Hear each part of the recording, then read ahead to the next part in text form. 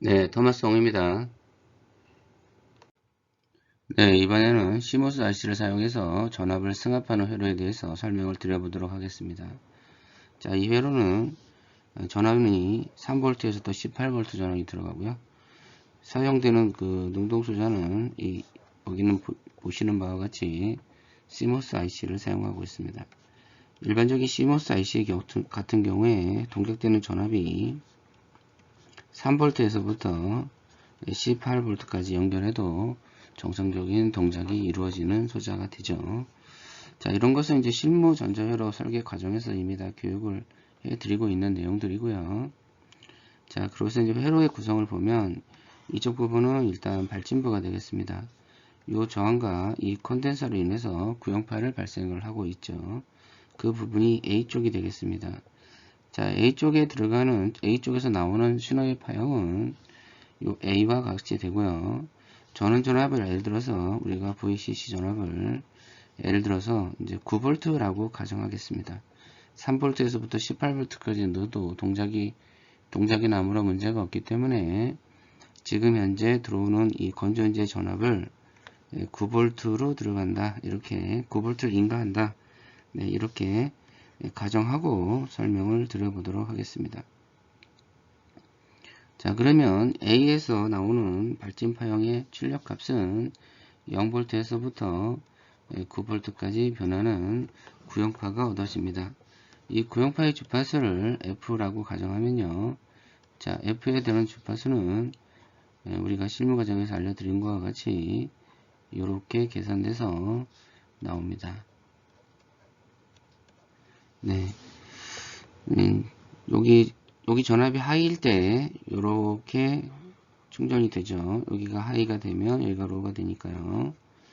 그리고 반대로 이제 이 부분의 전압이 일정치 이상이 되면 여기서 이제 하이로 인식이 돼서 출력이 로우가 되고 이쪽이 하이가 됩니다. 그렇게 되면 이 저항 콘덴서에 충전되어 있던 에너지가 이 저항을 통해서 이렇게 방전이 되면서 이쪽에 나트게이트의 출력은 하이와 로우를 반복하는 형태로 신호가 나오는 건데 이것은 이제 다른 강좌를 통해서 이러한 CMOS IC를 이용해서 발진을 하는 이러한 회로는 다른 강좌를 통해서 영상을 보실 수가 있을 겁니다.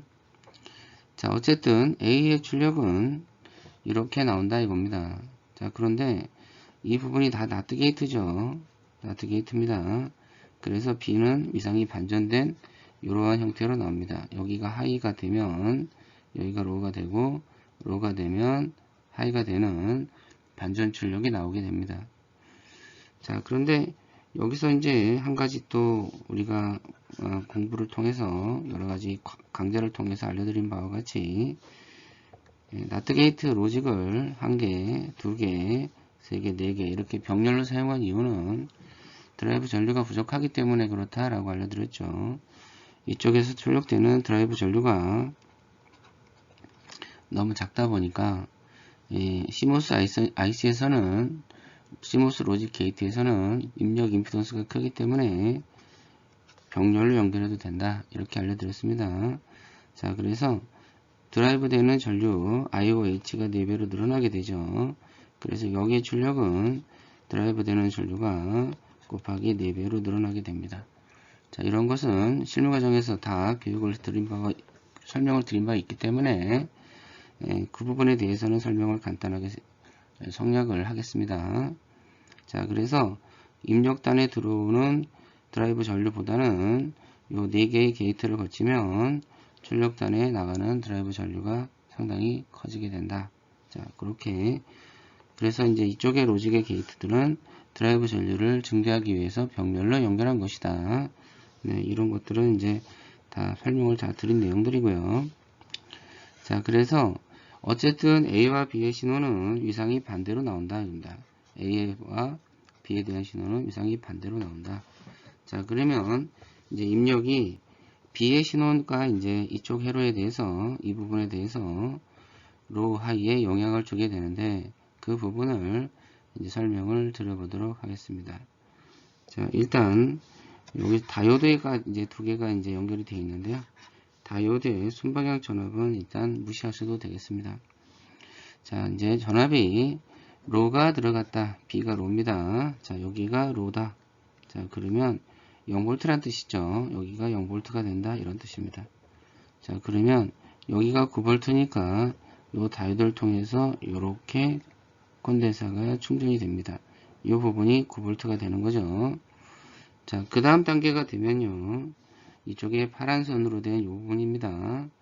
여기가 하이가 된다 이거죠. 자, 하이가 된다 뜻은 뭐냐면 9V가 된다 이런 뜻입니다. 왜냐하면 이 로직에 연결되는 동작되는 전압이 9V가 연결되어 있기 때문에 그렇죠. 자, 그래서 이 부분을 조금 확대를 해보면 이렇게 표현할 수가 있습니다. 여기에 9V가 이렇게 있고, 그리고 콘덴사에 이렇게 돼 있죠. 콘덴사 여기가 C1이고, 그 다음에 다이오드가 이렇게 연결된 거죠. 여기가 9V가 되겠습니다. 자, 그런데 아까 앞선 빨간 데에서 이 빨간 색깔인 경우에 이렇게 충전이 되면서 9V라는 에너지가 전위가 이렇게 9V가 충전이 되었습니다. 따라서 이 부분에서는 플러스 마이너스 이런 식으로 9V가 충전되어 있는 거죠. 그래서 이 9V와 콘덴서에 충전된 9V가 같이 더해지는 꼴이 되니까 이 부분에 나오는 전압은 18V가 됩니다. 근데 18V가 다이오드 D2를 통해서 콘덴서를 또 거치게 되니까 나오는 전압은 18V를 얻게 된다. 이런 뜻이 되겠죠. 자, 따라서 입력이 로일 때 Vout은요. Vout은 기존에 어떤 전압이 나왔겠죠. 이건 기존 전압입니다. 기존에 어떤 전압이 이전에 있는 전압이죠. 이전에 나왔던 전압. 네, 이전에 나왔던 전압이 얼마가 될지는 모르지만 이전에 출력이 되었던 전압이 있고, 그리고 나서 요 녹색 부분이 되는 시점이 되면 출력되는 전압은 이렇게 올라가서 18V를 출력한다. 이렇게 되겠죠. 자, 그 다음에 다시 또 빨간 색깔이 이렇게 들어오면 이 18V가 원래 그대로 유지가 되죠. 이론적으로 따지면 18V가 그대로 유지가 됩니다.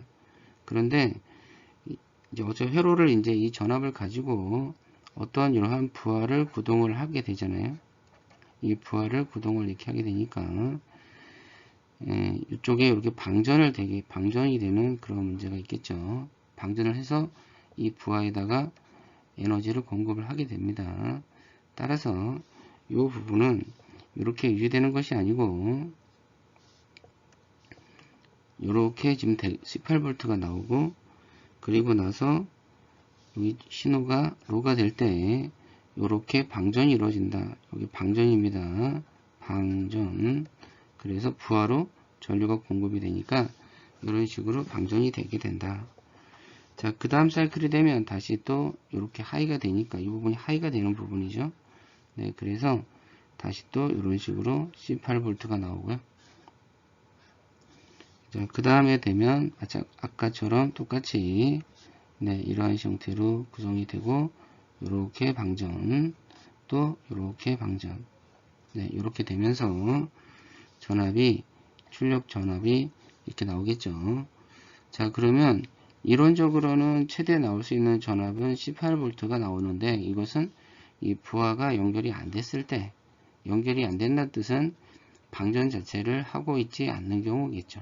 그런 경우에는 18V가 자, 이런 식으로 그냥 18V가 유지돼서 나오겠지만, 부하가 이렇게 연결이 되면 방전을 하게 되죠.